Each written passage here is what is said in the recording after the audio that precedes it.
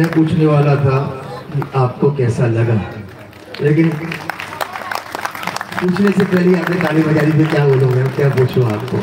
Real में प्यारी मीठी आवाज़ है, बहुत बहुत साधुवाद।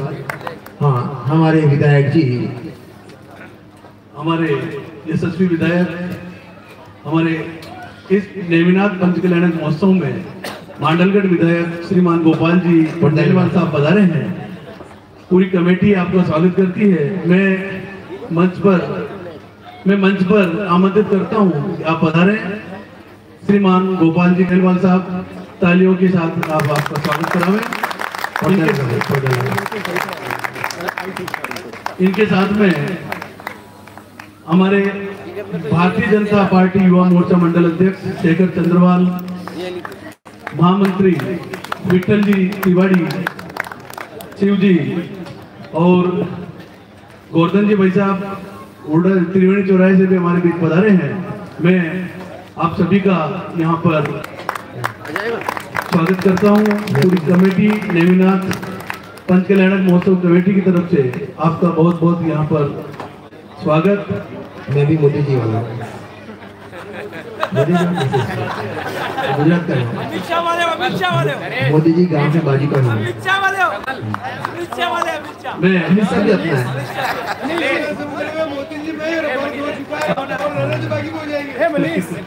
कछोक लगे प्रोग्राम पूज्य गुरुदेव श्री कांजी स्वामी के प्रभावना योग में यहाँ पर एक सुंदर जिनालय का निर्माण हुआ है और उसी जिनालय के निर्माण के एक एक व्यक्ति करे। हाँ, मैं भैया जल्दी मत करे, पहले हार पहनाओ। मैं आमंत्रित कर रहा हूँ मनीष जी मोहिवाल को कि विधायक साहब का माल्यार्पण कर स्वागत करा मैं। हाँ, सबको पहनाओ, सबको पहनाओ और मंत्री साहब को मोमेंटो बन देंगे। आओ मुकेश जी आप आओ और नवीन जी दोनों आओ।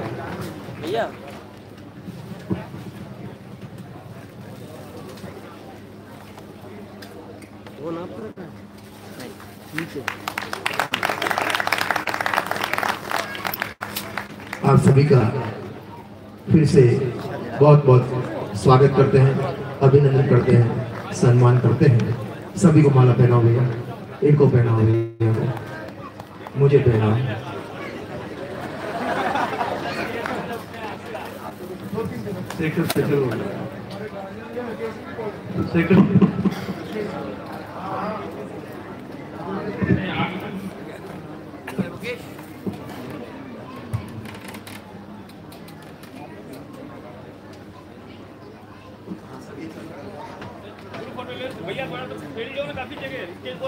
दीपेश को फोटो का बहुत शौक है, मेरे जैसा है।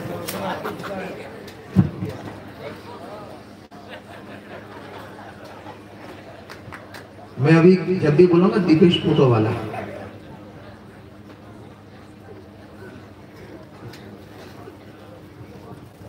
फिर से एक बार सभी का मेहमानों का हाथ में ताली बजाकर स्वागत करते हैं, सम्मान करते हैं। और आपके नगर में, आपके सानिध्य में ये विग्रह प्रतिष्ठा संपन्न हुआ, इसलिए फिर से आपका बहुत बहुत आभार मानते हैं। हाँ, सभी अपने स्थान पर खड़े होंगे, जिनवाणी विराजमान होंगे और बाद में डॉक्टर श्री संजय गुप्ता जी का मार्मिक प्रवचन शुरू होगा। हाँ, जिनवाणी लाओ।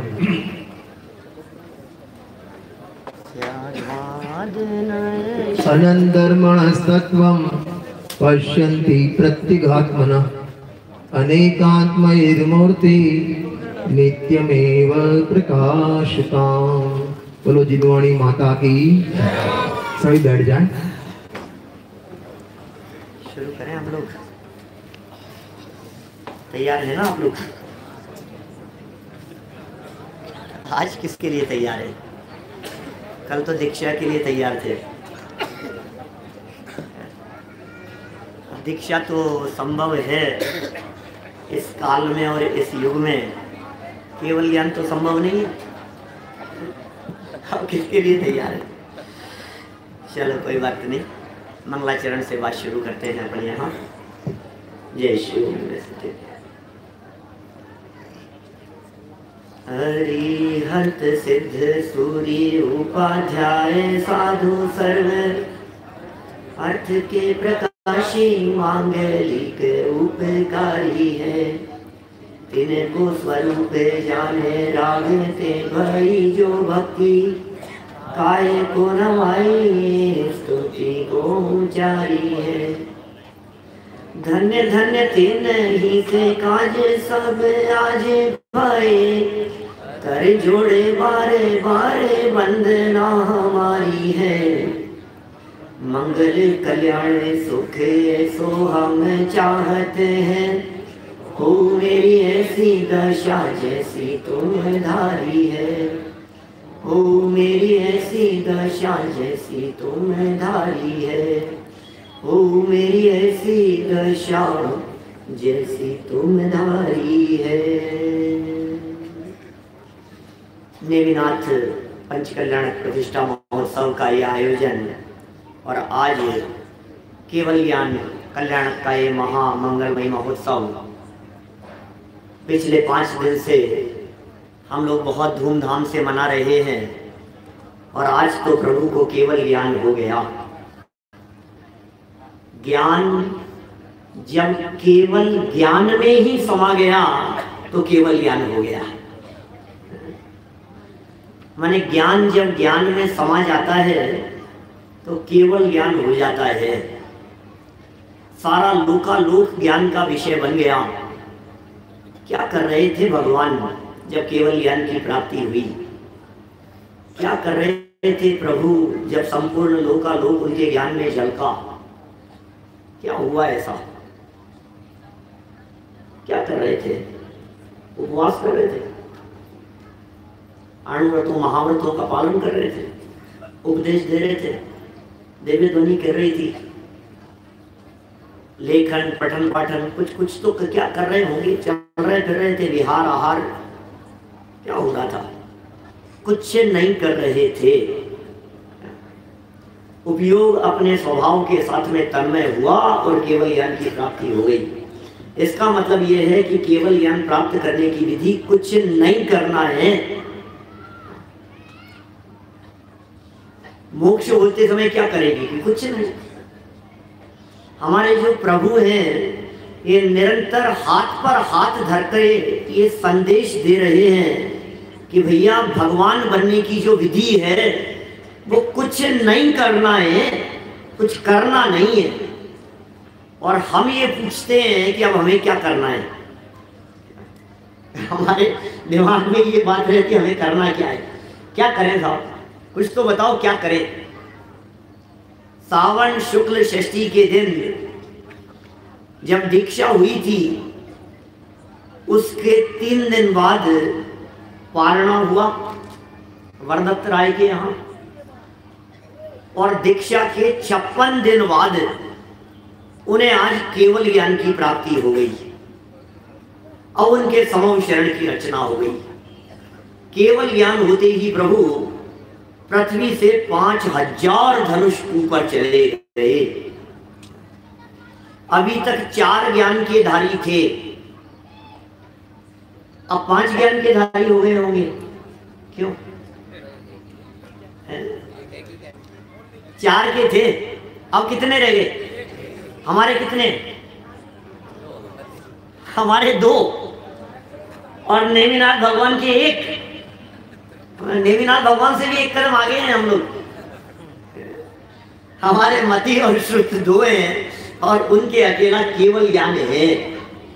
56 दिन तक निरंतर मौन रहे। आप सबको पता होगा, पता होना चाहिए कि हमारे जो तीर्थंकर बनने वाले जीव होते हैं वे दीक्षा लेने के पहले तो 3 ज्ञान वाले होते हैं। मति श्रुत और अवधि ज्ञान होता है। दीक्षा लेते ही मने पर यह ज्ञान भी हो जाता है। और बड़े आश्चर्य की बात यह है कि दीक्षा लेते ही वे मौन भी हो जाते हैं, वे कुछ नहीं बोलते हैं। दीक्षा लेते ही मौन, लाइफ टाइम के लिए मौन की प्रतिज्ञा। अब कुछ नहीं बोलेंगे, हमें कुछ बोलना ही नहीं है। और हमारे एक प्रोफेसर थे, जैन दर्शन पढ़ाते थे, अभी भी है, बहुत उम्र हुई, दयानंद जी भार्गव। धर्मेंद्र जी जानते हैं, वो तो ये कहते थे कि ये इनके जैन परंपरा में जैन दर्शन पढ़ाते थे, न्याय षट दर्शनों के अच्छे प्रकांड विद्वान हैं। तो कहते हैं इनके जैनियों के जो विद्वान है ना, या तीर्थंकर जो हैं, वो कितना गजब का सिस्टम है इनके यहाँ कि दीक्षा लेने के बाद में जब तक केवल ज्ञान नहीं हो जाए तब तक बोलते नहीं है। बोले क्यों? कि जब तक मुझे ही पूर्ण ज्ञान नहीं है तब तक दूसरों को क्या बताऊं। उनका कथन है इस तरह का। अरे क्या बताएं किसी को? वास्तव में वस्तु का स्वरूप अनेकांतात्मक है, शब्दों से कहा नहीं जा सकता। हमें ऐसे लगता है कि यदि वे 56 दिन कुछ भी बोलते तो कितने लोगों का उद्धार हो जाता। आपको पता है नेमिनाथ स्वामी के साथ में कितने लोगों ने दीक्षा ली थी? अरे दीक्षा कल्याण तो कल ही हो गया था, अभी तक भी नहीं पता कितनों ने दीक्षा ली थी। इधर से 1000 लोगों ने साथ में दीक्षा ली थी, 1000 राजाओं ने नेमिनाथ स्वामी के साथ में, और 56 दिन तक मौन रहे। और ऋषभ देव के केस में तो 1000 वर्ष बाद केवल ज्ञान हुआ और 1000 वर्ष तक मौन रहे ऋषभ देव स्वामी। महावीर स्वामी 12 वर्ष तक मौन रहे। हमें समझ में नहीं आता ये इतने सालों तक मौन बैठ करके क्या न्याय होने वाला है। थोड़ा सा उपदेश दे देते, बोले नहीं, वे किसको उपदेश देवे, क्या उपदेश देवे? हमने दीक्षा जगत के कल्याण के लिए नहीं ली है, आत्म कल्याण के लिए ली है। समझ में आ रही है बात? जो दीक्षा ली जाती है, अरे केवल ज्ञान होगा तब हो जाएगा, देवे ध्वनि खिरना होगा तो खिर जाएगी, उपदेश होना होगा तो हो जाएगा। जीवन पर्यंत के लिए मौन की भावना है, कुछ नहीं बोलेंगे, किसको समझाएं और क्या समझाएं? और समझाने से जीव समझता कहां है? कौन समझाए भैया? कितना समझाएं? और किस किस को? अनंत बार सुनिए ये वाणी, लेकिन समझता ही नहीं है ये जीव, समझना चाहता नहीं है। सही सही बतलाओ, आज दिव्य ध्वनि सुनी थी तब क्या चल रहा था आपके ज्ञान में? सुनी थी आपने? जब केवल ज्ञान हो जाने पर यहाँ दिव्य ध्वनि का प्रसारण हुआ, आपकी फीलिंग में क्या चल रहा था? आपने क्या क्या दृश्य देखे इस केवल ज्ञान कल्याण के प्रसंग पर? आहार दान की चर्चा तो मैं नहीं करूंगा, क्योंकि समय ही इतना सीमित रहता है कि क्या क्या बताएं आपको। लेकिन पूर्व में आहार दान की विधि पर मेरे प्रवचन हैं YouTube पर। एक एक पॉइंट को बहुत बारीकी से खोला है कि मुनिराज की आहार दान की प्रक्रिया किस तरह की होती है, क्या विधि होती है, और क्यों वो मौन रहते हैं, कैसे आते हैं, कैसे पंचाश्चर्य होते हैं, सब बातों को बताया है। आज तो प्रसंग केवल ज्ञान का है। पृथ्वी से 5000 धनुष ऊपर चले गए। 5000 धनुष का मतलब जानते हैं आप? 5000 धनुष का मतलब होता है लगभग 8-8.25 किलोमीटर की हाइट। 500 धनुष का मतलब होता है 820 मीटर। 500 धनुष माने बिल्कुल कैलकुलेशन है, अभी कैलकुलेशन में नहीं उलझा रहा आपको। 500 धनुष माने 820 मीटर, 1 किलोमीटर से थोड़ा सा ज्यादा। 500 धनुष नहीं गए, 5000 धनुष, मतलब लगभग 8 किलोमीटर की हाइट पर वे चले गए हैं अपने आप केवल ज्ञान होते ही। स्वतः ऐसी ही व्यवस्था है। 20,000 सीढ़ियां लग गई। सौधर्म इंद्र के साहब के निर्देशन में कुबेर के द्वारा समव शरण की रचना हो गई। चले दिव्य ध्वनि सुनने के लिए 20,000 सीढ़ियां चढ़ना पड़ेगा। देख लो, बहुत सारे लोग तो 20,000 का नाम सुनकर के चुप हो जाते होंगे, भैया पर तो दूरी लोग कौन जाएगा। जिसने सुन लिया कि 20,000 सीढ़ियां चढ़नी पड़ेगी, अरे तो जाकर के तो देख क्या दिक्कत है। मैं कभी कभी इस तरह की बात कुछ कह देता हूं, जैसे मान लो कुछ भी उदाहरण बना लो। मैं यदि आप लोगों से ये कहूं कि बोलो 5 लाख रुपए मिलेंगे हवाई जहाज से कूदने के लिए, कौन कौन तैयार है? बोलो हाथ खड़ा करो। कोई नहीं, सब कौन कूदेगा 5 लाख रुपए के पीछे? 5 की जगह राशि बढ़ाऊं, बोलो 25 लाख करूं तो अब बोलो अब कौन तैयार है? कोई तैयार नहीं है, नहीं है ना कोई भी तैयार। अरे मना करने से पहले ये तो पूछ लेते कि हमें वो पैराशूट खोल करके कूदना है या ऐसे ही कूदना है। मना करने से पहले ये तो पूछ लेते क्या कि रुके हुए एरोप्लेन में से कूदना है कि हवा में उड़ते हुए से कूदना है। ये किसी को जानना ही नहीं है। मैं थोड़ी ना बेवकूफ हूं जो आपको मारने की सोचूंगा ऊपर से कूदवा के। मैं तो ये सोच रहा था जब एरोप्लेन आ गया है, फ्लाइट आकर के खड़ी हो गई है, उसके बाद में लास्ट सीढ़ी पर आप खड़े हैं, अब मैं आपसे पूछ रहा हूं बोलो कूदोगे या नहीं, 5 लाख रुपए मिलेंगे, अब बोलो। अब तो सबके खड़े ऐसे 20,000 सीढ़ियों का नाम सुना, आधे लोग तो ये सोच करके कि अरे राम 20,000 सीढ़ियां कौन चढ़ेगा, हे भगवान अपन तो भैया सुन रखी अपन ने तो सब नहीं, हमने वो क्या सुनना है। अरे भाई पहली सीढ़ी पर कदम रखे और एस्केलेटर की तरह, वास्तव में तो एस्केलेटर जैसी स्थिति नहीं है, चढ़ना ही पड़ता है, लेकिन अंतर मुहूर्त में 20,000 सीढ़ियां चढ़ जाते हैं। बालक हो, वृद्ध हो, जवान हो, ये समूह शरण का कुछ अद्भुत महात्म्य है भाई। समूह शरण की कुछ महिमा ही अद्भुत है। एक बार जो जीव समूह शरण में चले जाता है, सर्व प्रकार की बीमारियां मिट जाती है, उसके किसी तरह की तकलीफ नहीं रहती, घुटनों का दर्द नहीं रहता, कमर दर्द नहीं करती, उसके रोग शोक नहीं रहते, बीमारियां नहीं रहती। समूह शरण के अंदर भूख प्यास नहीं लगती, सर्दी गर्मी का काम नहीं है, 6 ऋतुएं एक साथ फलती फूलती है। कुछ अद्भुत दृश्य होते हैं समूह शरण के। समूह शरण की चर्चा भी नहीं करूंगा अभी, समूह शरण पर भी मेरे प्रवचन उपलब्ध हैं, वो भी चर्चा नहीं करूंगा, क्योंकि कितनी चर्चा करें, क्या क्या बताएं आपको। लेकिन इतना समझ लीजिए, समूह शरण माने इस धरती का कोई अद्भुत आश्चर्य।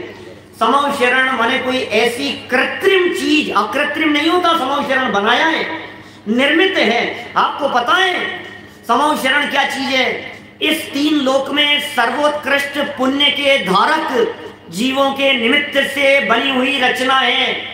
और वो रचना करने वाला कौन है? इस 3 लोक में सर्वोत्कृष्ट संपत्ति का जो मालिक है, वो उसकी रचना करने वाला है।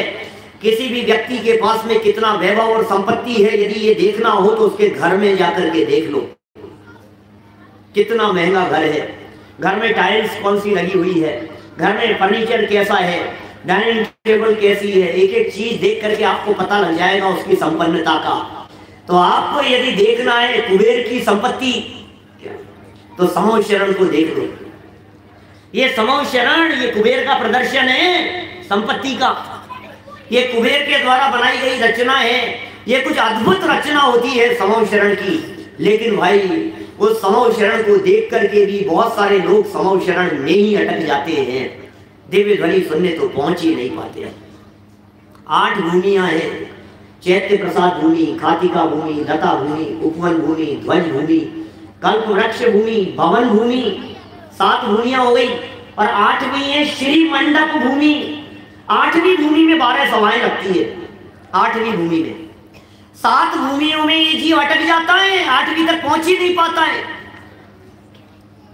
बावड़ियां हैं, कल्प वृक्ष हैं, उपवन है, ध्वजाएं हैं, और न मालूम क्या क्या राग रंग के साधन है, नाट्यशालाएं हैं, भोजनशालाएं हैं, नाच गान हो रहे हैं। आज भी मैं देख रहा था, जब भगवान को केवल ज्ञान की प्राप्ति हुई, समूह शरण की रचना हुई, तो सब लोग नाचने में मस्त थे क्या? और मुझे लग रहा था कि भगवान को केवल ज्ञान की प्राप्ति हो गई है, कुछ चर्चा भगवान से कर ली जाए। मैं आपसे एक छोटी सी बात पूछता हूं, वैसे आप लोगों को पता नहीं होगा, मैं हाथ बहुत अच्छा देखता हूं। अब तो खैर सुबह जाने वाला हूं, अब तक तो पता नहीं क्या होता, मजाक कर रहा हूं, देखता देखता नहीं हूं। लेकिन आप सोचो, यदि आपको पता लगे कि कोई बहुत अच्छे ज्योतिषी हैं और कई भविष्यवाणियां कोरोना होने के 2 महीने पहले उन्होंने घोषणा कर दी थी, हैं, कितनी बार वो वायरस बदलेगा, क्या होगा, सारी घोषणाएं इनके माध्यम से हुई, सब सत्य निकली। ये भविष्यवेत्ताएं, ये अवधि ज्ञानी है, इनको खूब ज्ञान है, तो बोलो भीड़ नहीं लग जाती है उनके पास में? आपका क्या प्रश्न होता है? अपने भविष्य को लेकर के प्रश्न नहीं पूछते हैं उनसे, जिनके बारे में आपको पता हो कि ये भविष्य के जानकार हैं, उनसे आप नियम से प्रश्न पूछते ही पूछते हैं। और यदि कदाचित नहीं पूछ पाए तो मन में तो ये बात बनी रहती है, काश अपन भी पूछ लेते यार, क्या होने वाला है, परिवार में क्या होगा, इसमें क्या होगा, बच्ची का क्या होगा, हैं अपने बच्चे का क्या होगा, पोते का क्या होगा, ये पढ़ेगा लिखेगा या नहीं, मंदिर कौन संभालेगा, इसका क्या होगा, इसकी धर्म में रुचि नहीं है, लगेगी या नहीं लगेगी, हमने तो मंदिर बना दिया अब ये संभालेगा। कुछ भी जो भी आपको पूछना होता आप पूछ लेते कि नहीं। मैं आपसे कह रहा हूं, जब आपको पता लगा कि आज नेमी कुमार को केवल ज्ञान की प्राप्ति हो गई, केवल ज्ञान माने सब कुछ उनके ज्ञान में झलक रहा है, केवल ज्ञान माने लोकालोक उनके ज्ञान में झलक रहा है, केवल ज्ञान माने उनको सब कुछ पता है हमारे फ्यूचर के बारे में। आप में से कितने लोगों को ये विकल्प आया कि हम पूछे तो जरा कि प्रभु हमारा भी भविष्य बता दो। बोलो, इतनी बड़ी सभा में किसी को विकल्प नहीं आया कि इन्हें केवल ज्ञान हो गया, अपने भविष्य के बारे में पूछ ले, अपने आप के बारे में जान ले, अपने फ्यूचर के बारे में कोई विकल्प नहीं, कोई प्रश्न ही नहीं पूछे गए। मैं तो सोच रहा था सौदरमेंद्र जी कुछ प्रश्न पूछेंगे सभा में, और कोई प्रश्न पूछेंगे, 12 सभाओं के अंदर कोई प्रश्न उत्तर होंगे, इसने कुछ नहीं पूछा। मैंने पूछा था, मैंने भगवान से प्रश्न यहाँ समूह शरण में दिन में जब केवल ज्ञान की प्राप्ति हो गई तो मैंने उनसे प्रश्न किया कि प्रभु आपको केवल ज्ञान की प्राप्ति हो गई क्या, आप वीतरागी थे, सर्वज्ञ हो गए, आप अब तक पूर्ण सुखी थे, अब अनंत सुखी हो गए, अब तक आप 4 ज्ञान के धारी थे, अब आप सर्वज्ञ हो गए हैं। प्रभु क्या आपकी जैसी सर्वज्ञता, क्या आपका जैसा अनंत सुख मेरे जीवन में भी प्रकट होगा आपके ज्ञान में देख करके बताओ। तो प्रभु ने तुरंत कहा, जवाब आया सामने से कि अरे भाई संजीव, तुम्हारी क्या बात करते हो, इस पांडाल में जितने लोग बैठे हैं मुझे सबकी सर्वज्ञता दिखाई दे रही है। मुझे आप लोगों की तरफ से आ गया जवाब, आप लोगों को तो जानना नहीं था, लेकिन भगवान ने बता दिया। अरे भाई, ये वीतरागी तत्व ज्ञान की चर्चा जिसने क्षण मात्र के लिए भी रुचि पूर्वक सुनी हो, जिसके कानों में ये भगवान आत्मा की चर्चा पढ़ी हो, जिसने त्रिकाली ध्रुव आत्म तत्व की चर्चा, अभेद अखंड आत्मा की चर्चा को सुना हो, जिसे पंचेंद्रिय विषय भोग अब सुहाते नहीं हो, जिसे बाहर की रुचि नहीं हो, जिसे अंदर की रुचि हो, उसकी अब दिल्ली दूर नहीं है। अब तो अल्पकाल में केवल ज्ञान की प्राप्ति होने वाली है, अब उसके भव का अभाव होने वाला है, अब कोई ज्यादा भव नहीं बचे हैं, अब तो भव के अभाव का काल आ गया है, अब तो समय बहुत नजदीक आ गया है। सब लोग भगवान को देख रहे हैं, 4 मुख दिखते हैं ना, 4 मुख दिखते समूह शरण में, स्वर्ग में भी ऐसा कमाल नहीं है। 4 मुख दिखते, 4 मुख दिखते हैं, 4 तरफ मुख होते हैं क्या भगवान के? एक ही तरफ होता है, मुख तो पूर्व में ही होता है। एक दिन चर्चा में भी आई थी ऐसी, भगवान का मुख तो पूर्व दिशा में ही होता है, वास्तव में तो 4 है ही नहीं, एक ही तरफ है। और ये तो जिस तरह के 3D इफेक्ट दिखते हैं ना आजकल टेक्नोलॉजी से, बिल्कुल ठीक उसी तरह से जब कोई भव्य, जब कोई भक्त उनके चारों तरफ प्रदक्षिणा देता है, भगवान की तरफ देखता हुआ, तो ऐसा फीलिंग में आता है कि निरंतर प्रभु मुझे ही देख रहे हैं। ये भक्त तो भगवान को देख रहे हैं और भगवान अपने आप को देख रहे हैं। देखो जरा कैसा अद्भुत दृश्य है। कमल से 4 अंगुल ऊपर अधर विराजमान है, बाहर में देह कमल से 4 अंगुल ऊपर विराजमान है, और देह से चैतन्य आत्मा अस्पर्शी विराजमान है, और वो निरंतर ये संदेश दे रहे हैं कि भाई तुम्हारा देह भी और तुम्हारा चैतन्य आत्म तत्व भी, ये दोनों भिन्न भिन्न तत्व हैं, एक दूसरे को छूते नहीं है, एक दूसरे को स्पर्श नहीं करते। कैसा अद्भुत दृश्य होता होगा। सब लोगों को अपनी अपनी भाषा में सुनाई देता है, 12 सभाएं लगी हुई है, तो ऐसे लगता है समूह शरण सबको सुनाई दे रहा है अपनी अपनी भाषा में, कोई बैर विरोध नहीं है। समूह शरण किसे कहते हैं? जहां झगड़ा नहीं होता। समूह शरण किसे कहते हैं? जहां विवाद नहीं होता। समूह शरण में त्रियंज भी आकर के बैठते हैं। अभी भजन बोल रहे थे ना, चूहा भी आया, बिल्ली भी आई, हाथी घोड़े सब त्रियंज गति के जीव, परस्पर बैर विरोध को भूल करके समूह शरण में आकर के बैठ जाते हैं। आपकी फीलिंग में नहीं आता है कि हमारे यहाँ समूह शरण आया है, अब झगड़ा नहीं होगा, अब विवाद नहीं होगा, समाज में झगड़े नहीं होंगे, समाज में विवाद नहीं होंगे, आपस में तू मैं नहीं होगी, एक दूसरे की टांग खींचने का काम नहीं होगा। ये तो बातें प्रतीक स्वरूप हैं और हकीकत में जो समूह शरण में घटना घटी थी, आप देखिए, शेर भी वहीं बैठा हुआ है, गाय भी वहीं बैठी हुई है, हिरण भी वहीं बैठा हुआ है, सर्प भी वहीं है, नेवला भी वहीं है। जन्मजात जिनका विरोध देखा जाता है, ऐसे पशु भी जब समूह शरण में बैठ करके प्रभु की वाणी को सुनते हैं, जब दिव्य ध्वनि को सुनते हैं, रंज मात्र भी विरोध का भाव नहीं आता है। अरे भगवान की वाणी का महात्म्य कुछ इसी प्रकार का होता है भैया, ये भगवान की वाणी है, ये तीन लोक के नाथ की वाणी है। इस वाणी को सुनने से जहर उतर जाता है, मिथ्यात्व का जहर उतर जाता है, अज्ञान अंधकार उतर जाता है, जन्म जरा मरण का रोग मिट जाता है। अब कौन सी बीमारी? सर्वोत्कृष्ट दिन है आज का पंच कल्याणक में, पांचों कल्याणकों के अंदर सर्वोत्कृष्ट दिन है आज का दिन। क्यों? क्योंकि आज सबसे ज्यादा नाचने को मिला। आज तो क्या भक्ति हुई भाई, गजब, आज तो मजा ही आ गया। और आज तो सबको मंच पे बुला लिया, खूब नाचे हम तो। और फिर रजनी भाई पूछते रहे, सिंगोली वाले थके तो नहीं? और जोर से आवाज आई चारों तरफ से कि नहीं, और भक्ति करनी है कि हाँ। कितना मजा आया, खूब नाचने में खूब मजा आया ना। कर्म झड़े कि नहीं झड़े?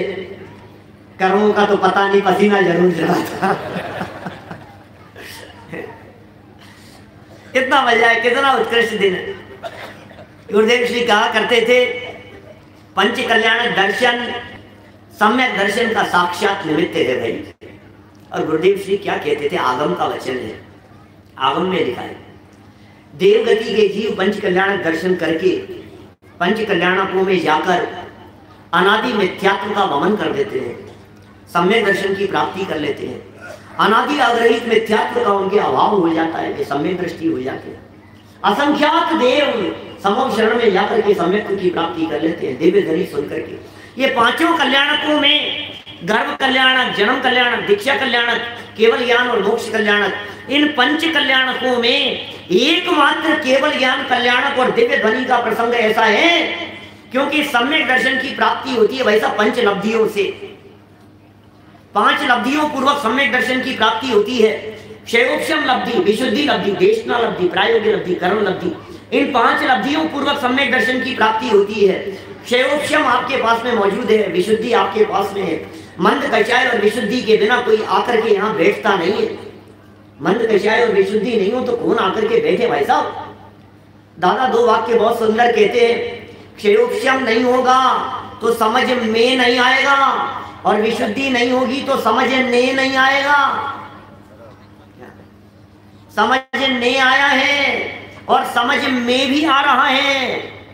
और कदाचित आपको ऐसा लगे कि ये धर्म की बातें, ये दिव्य ध्वनि की बातें ये हमारे समझ में नहीं आती है, तो सुनो, ये समूह शरण को देखना।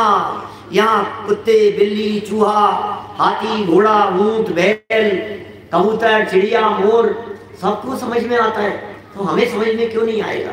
ये बात ही इतनी गजब की है भाई साहब, ये समझ में क्यों नहीं आएगी? एक बार मन लगा करके रुचि पूर्वक समझने का प्रयत्न करे और समझ में नहीं आवे, ऐसा होता ही नहीं है। ये सबको समझ में आवे ऐसी बात है, समझ में आने की योग्यता भी है, क्षयोक्षम भी है, विशुद्धि भी है। अब देशना किसका नाम है? जिनेंद्र देव के उपदेश के सुनने का नाम है देशना।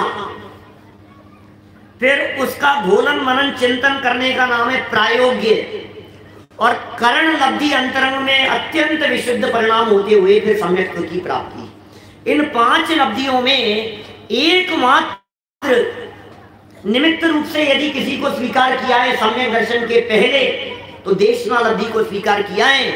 और ये पंच कल्याण प्रतिष्ठा महोत्सव में ये दिव्य ध्वनि, ये देशना है। आप सब आत्माएं, सब परमात्माएं, सब अल्पकाल में निर्वाण की प्राप्ति करने वाले हैं। सबको निर्वाण की प्राप्ति हो सकती है, हम सब भगवान बनने वाले हैं भाई साहब। अकेले भजनों में और भक्तियों में ही बोलने के लिए नहीं है, भगवान बनने जन्मे हम। भगवान बनने के लिए हमारा जन्म हुआ है, भक्त नहीं और अधिक क्या बोलो बालक, भक्त नहीं भगवान बनेंगे। सबको याद है, ये संकल्प है हमारा, ये प्रण है हमारा, क्या ना जन्मे दोबारा। क्यों क्यों?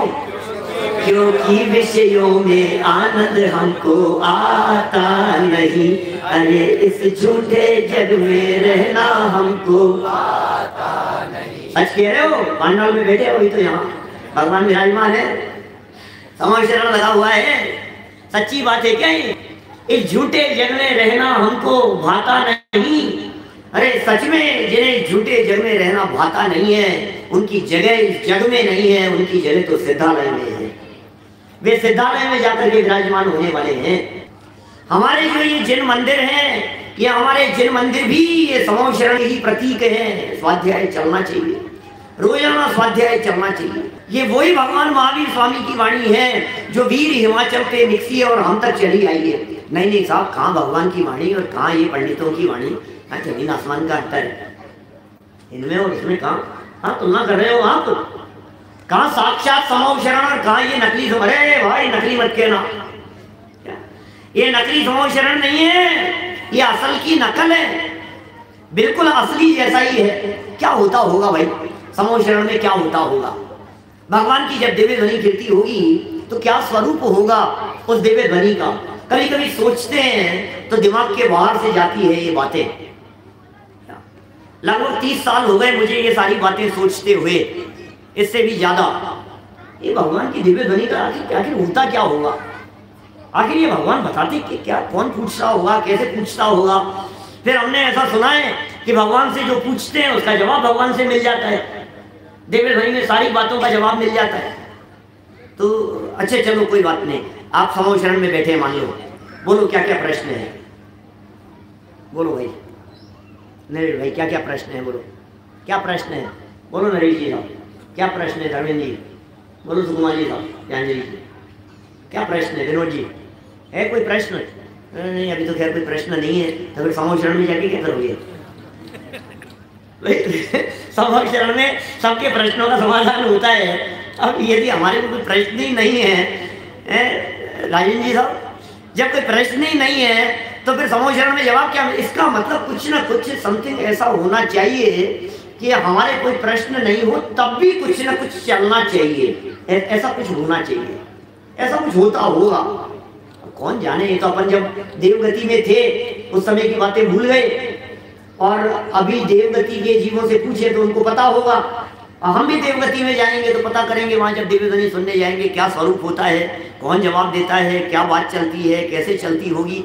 लेकिन इतना तो हमारे को आगम प्रमाण से पता है कि नेमिनाथ भगवान की दिव्य ध्वनि में एक बात तो जरूर आई थी, उसका तो खूब उल्लेख है कि 12 वर्ष बाद द्वारिका नगरी जल जाएगी। ये तो सबने सुनी है, 12 वर्ष में द्वारिका नगरी जलने वाली है, सोने जैसी द्वारिका नगरी।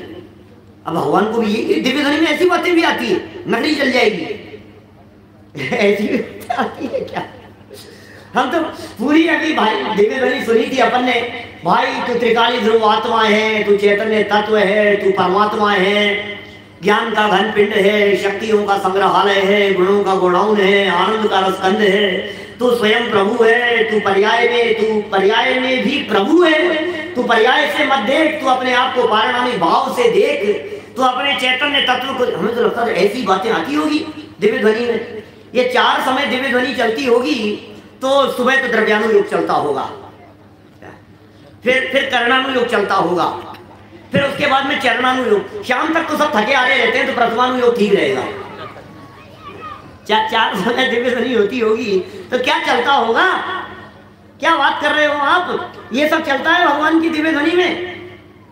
तो फिर ये कैसे बात आ गई है कि नहीं किसी ने पूछ लिया? श्रोता तो श्रोता है भैया, किसी के भी मन में कोई भी बात आ जावे, किसी के भी मन में कोई भी प्रश्न आ जावे तो प्रश्न आ गया किसी के मन में कि ये जो सोने जैसी चमकती हुई हमारी द्वारिका नगरी है, ये द्वारिका नगरी ऐसे ही बनी रहेगी ना? हो सकता है प्रभु की दिव्य ध्वनि में उत्पाद व्यय द्रव्य के स्वरूप की चर्चा चल रही हो। उत्पाद व्यय द्रव्य, प्रत्येक वस्तु उत्पाद व्यय और ध्रुवता से सहित है, ये चर्चा चल रही हो और दिव्य ध्वनि में आया हो कि हाँ भाई ऐसा ही स्वरूप है, सारा जगत उत्पाद व्यय द्रव्य स्वरूप है। जम किंचित उत्पन्नम तस्य विनाशो हवे नियमेन, कार्तिकेय स्वामी लिख रहे हैं कार्तिकेय अनुप्रेक्षा में, जो कुछ भी उत्पन्न होता है वो नियम से विनाश को प्राप्त होता है। और प्रश्न कर लिया अपनी द्वारिका नगरी के बारे में, बोले 12 साल के अंदर अंदर ही नष्ट हो जाएगी। जल करके बोले प्रभु क्या कह रहे हो आप, क्या कहेगा, क्या रिएक्शन होगा? आप कल्पना कीजिए, अभी सब लोग यहाँ पर बैठे हुए हैं, सिंगोली नगरवासी बैठे हुए हैं, बाहर से भी बहुत सारे लोग आए हुए हैं, और अभी नेमिनाथ भगवान को केवल ज्ञान हुआ और उनकी दिव्य ध्वनि में ये बात आ जावे कि सिंगोली नगरी 12 साल के अंदर अंदर खत्म हो जाएगी, बिल्कुल कोई नहीं बचेगा। तो आप क्या, अरे प्रभु क्या कह रहे हो, आप क्या कह रहे हो, एकदम ये कैसी बात कर रहे हो, ऐसा कैसे बोल रहे हो? ये एक व्यक्ति का प्रश्न था और एक व्यक्ति को जवाब था, लेकिन उसने बगल वाले को कहा, और तुझे पता है क्या कह रहे भगवान, कि क्या कह रहे द्वारिका जगह? अच्छा, उसने अपने उपयोग का स्टेशन द्वारिका पे लगा दिया बगल वाले ने। ऐसे धीरे धीरे करके बगल वाले ने पूरे के पूरे समूह शरण में बैठे हुए मनुष्य गति के जितने जीव थे, कितने थे मनुष्य गति के जीव समूह शरण में? 4 लाख मनुष्य गति के जीव थे समूह शरण में। नहीं मालूम आपको? 4 लाख थे क्या? पक्का? 1 लाख श्रावक और 3 लाख श्राविकाएं मनुष्य गति की है ना, वो भी टोटल 4 लाख मनुष्य गति के जीव थे। सब जगह खबर फैल गई, 12 साल बाद में द्वारिका नगरी 12 वर्ष के भीतर भीतर किसके निमित्तों से चलेगी, क्या क्या होगा, ये सारी बातें भगवान की दिव्य ध्वनि में आने लगी और सबको बिल्कुल स्पष्ट दिखने लगी। फिर जली की नहीं जली 12 साल में। द्वीपायन निमित्त बनेंगे, 2 ही जीव बचेंगे, श्री कृष्ण और बलदेव, बस 2 ही बचेंगे, 2 के अलावा कोई नहीं बचेगा। और फिर बतलाइए, अपने माता पिता को भी बचाने के कितने प्रयत्न किए, लेकिन वे बचाने में समर्थ नहीं हो सके। रथ टूट गया, हाथी की तरह जुट गए स्वयं, लेकिन बचाने में समर्थ नहीं हो पाए। आप सोचिए केवल ज्ञान किसका नाम है? एक एक पर्याय भविष्य की जिस ज्ञान में झलकती है उस ज्ञान का नाम केवल ज्ञान है। गुरुदेव श्री ने इस केवल ज्ञान के आधार पर, इस सर्वज्ञता के आधार पर क्रमबद्ध पर्याय निकाल करके जगत के जीवों के सामने रखी। एक एक पर्याय स्वतंत्र है। जब पर्यायों के स्वतंत्र परिणमन की बात इस जीव के ख्याल में आती है तो आकुलता नहीं होती। जब पर्यायों के स्वतंत्र परिणमन की बात इस जीव के समझ में आती है, विकल्प मिट जाते हैं, टेंशन मिट जाती है, घबराहट नहीं होती है। किस बात की घबराहट, किस बात की चिंता, बताओ मुझे। ये चिंतित रहता है, ये निरंतर आकुलित व्याकुलित रहता है, इसके परिणाम ही आकुलित व्याकुलित रहते हैं निरंतर। क्या होगा, क्या होगा, क्या होगा, भविष्य को लेकर के, अब क्या होगा, अब क्या होने वाला है, और हर समय आकुलता व्याकुलता। कहते हैं भाई ये आकुलता वाला जो चित्त है इसमें जिनवाणी की बातें प्रवेश नहीं करेगी। भगवान सर्वज्ञ हैं, भरोसा रखो। सर्वज्ञता पर भरोसा होना चाहिए, क्रमबद्ध पर भरोसा होना चाहिए, होता स्वयं जगत परिणाम, इस बात पर भरोसा होना चाहिए।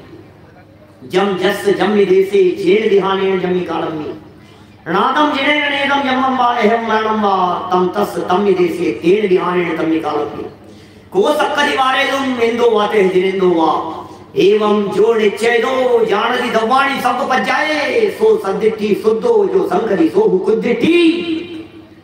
जो इस बात में शंका करता है वो कुदृष्टि होता है, जिसे इस बात पर भरोसा होता है जब जिसका जिस द्रव्य क्षेत्र काल भाव में जैसा होना होगा वो होकर ही रहेगा, इस बात पर जिसे भरोसा है वो सम्यक दृष्टि होता है।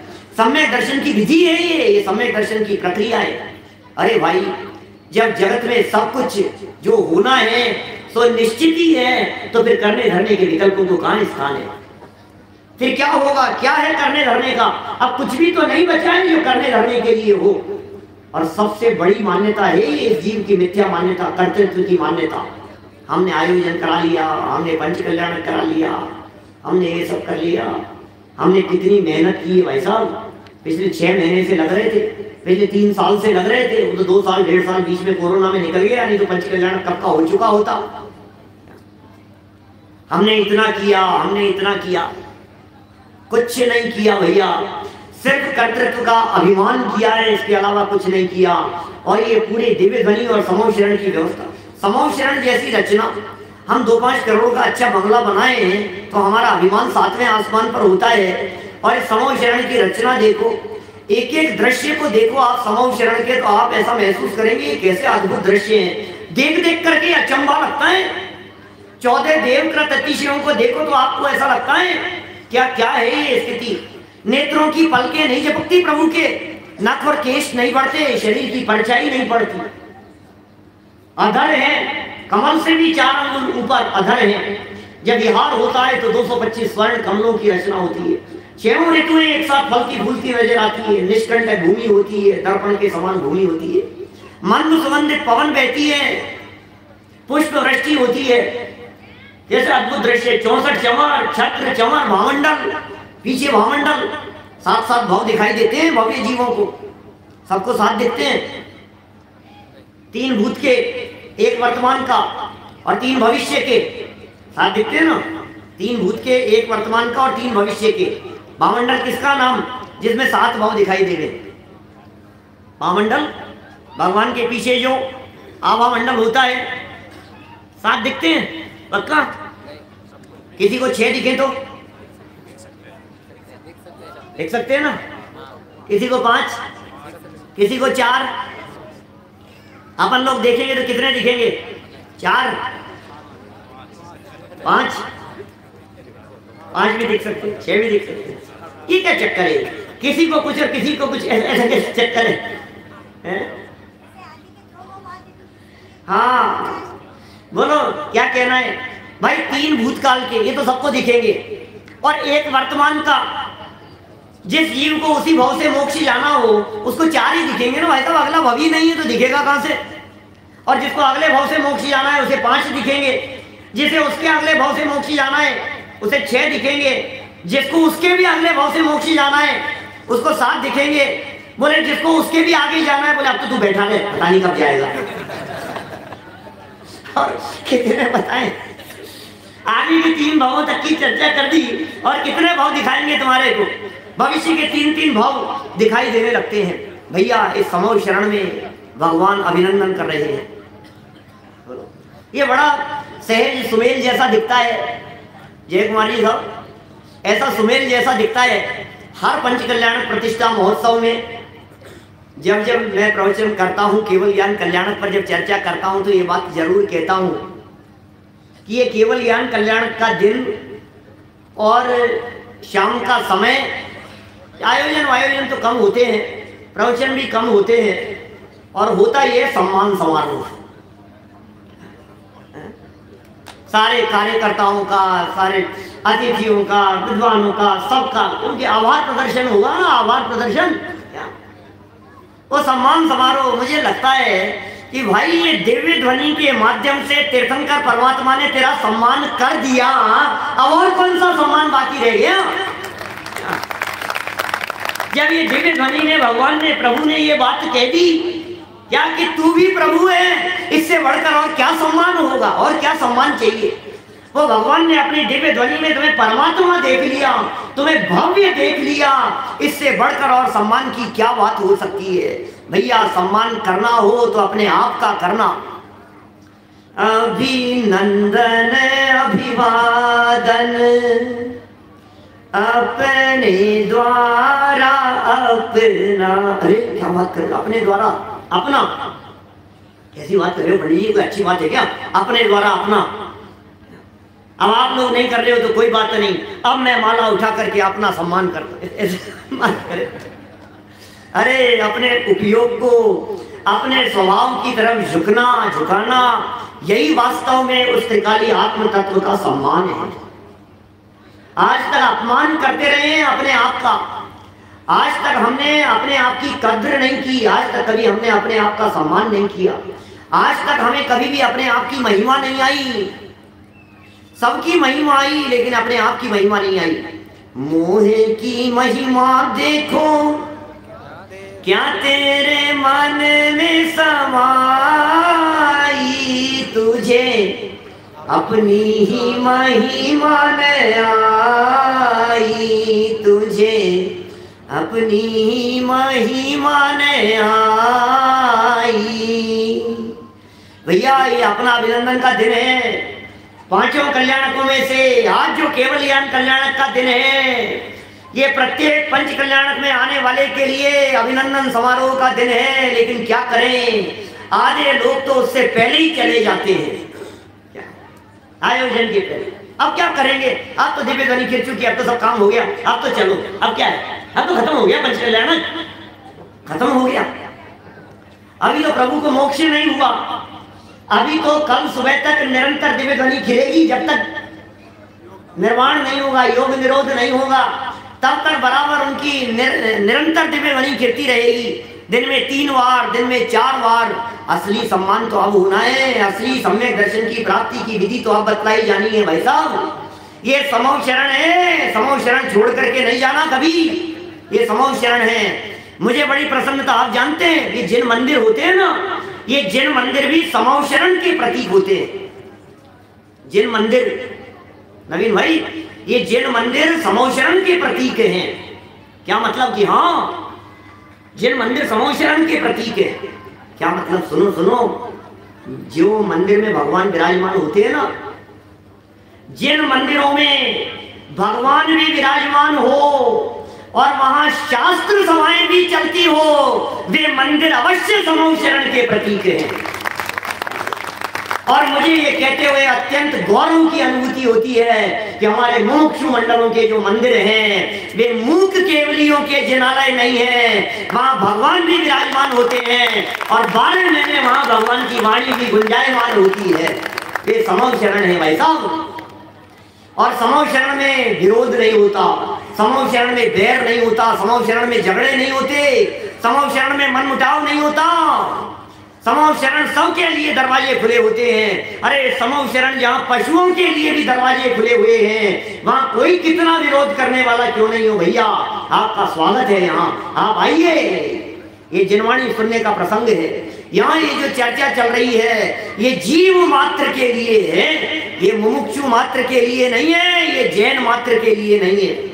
3 गतियों के जीव की उपस्थिति समूह शरण में इस बात का प्रतीक है कि ये दिव्य ध्वनि प्रत्येक जीव मात्र के लिए है। ये साहब 4 गतियों के लिए क्यों नहीं है?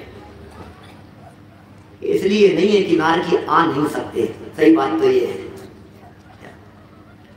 और फिर भी यदि मैं ये बात कहूं कि 4 गतियों के जीवों के लिए है, तो मैं ये कह सकता हूं कि प्रभु को केवल ज्ञान होते ही क्षण मात्र के लिए ही सही, 4 गतियों में, 3 लोकों में क्षण मात्र के लिए शांति की अनुभूति होती है। जब जन्म कल्याणक होता है, जब केवल ज्ञान कल्याणक होता है, जब प्रभु के ऐसे कल्याणक होते हैं, तो 3 लोक में क्षण मात्र के लिए ही सही, लेकिन जीवों को अपार शांति की अनुभूति होती है। भैया शास्त्र सभाएं चलती रहनी चाहिए, भैया आयोजन होते रहने चाहिए, भैया प्रवचन सभाएं चलनी चाहिए। भैया इसके बिना काम नहीं चलेगा, इसके बिना सुख शांति मिलने वाली नहीं है। बहुत सारे लोग तो अपने यहाँ तो नहीं, लेकिन फिर भी समाज में देखता हूँ ऐसी स्थिति की, पंच कल्याणक है, चलो वहीं चले आते हैं, थोड़ा सा हमारे दर्द मिट जाए, कोई संकट मिट जाए। यदि संकट मिटाने हो तो ये 5 दिन के पंच कल्याणक से काम नहीं चलेगा, ये तो नियमित 365 दिन वाणी सुननी पड़ेगी तो काम चलेगा। ये वाणी तो बहुत आपको उतारने के लिए है, रोज सुनो, रोज सुनो। कैसे नहीं उतरेगा ये मिथ्यात्व, कैसे नहीं आएगा भाव का किनारा। जब नेमिनाथ प्रभु ने अपने बगल में हमारी सीट देख ली है, तो अब तो क्या होना है कि नजदीकी तो आने डे बाई डे वो दिन। जन्म कल्याणक की बज रही बजैया, मुक्ति में अब क्या देर रे, भजन भक्तियां गाई है ना अपन ने। तो जब उनके केवल ज्ञान में हमारा केवल ज्ञान झलक गया, जब उनके केवल ज्ञान में हमारा निर्माण झलक गया है, अब मुक्ति में अब क्या देर रे, अब तो क्या है, ठीक है, कोई बात नहीं। 10 साल में जाना हो कि 25 साल में जाना हो, जाना नक्की हो गया। ज्यों ज्यों दिन व्यतीत हो रहे हैं, ज्यों ज्यों दिन निकल रहे हैं, त्यों तो ये बात नजदीक आती चली जा रही है कि हमें निर्वाण की प्राप्ति करनी है, हमारा निर्माण नजदीक आता चला जा रहा है। तो ये कोई अद्भुत अवसर है, ये कोई अद्भुत प्रसंग है जो पंच कल्याण प्रतिष्ठा महोत्सवों के माध्यम से हमने जाना है, यहाँ जानने का प्रयत्न किया है। 4-4, 5-5 प्रवचनों के माध्यम से उसी भगवान आत्मा की चर्चा जो साक्षात नेमिनाथ स्वामी विराजमान थे उस समय चलती थी, वही चर्चाएं यहाँ भी चली है। लेकिन कितना हम लोग ग्रहण कर पाए हैं, ये बातें यहीं समाप्त न हो जाए, ये बातें चलती रहे, ये बातें जीवन में उतर जाए, ये बातें हमारी परिणति में आ जाए और इन बातों को सुनकर के हमारा अभिप्राय बदल जावे तो हमारा जीवन धन्य हो जाए। भगवान नेमी प्रभु की दिव्य ध्वनि की बातें हमारी परिणति को बदलने में निमित्त बने, इसी मंगल भावना से बात को यहीं विराम दें।